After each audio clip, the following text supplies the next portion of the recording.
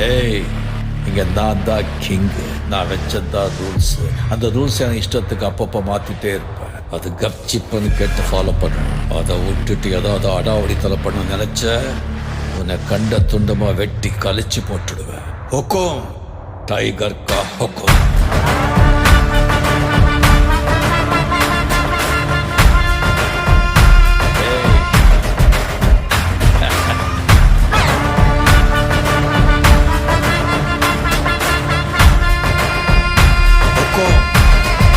tiger கலவர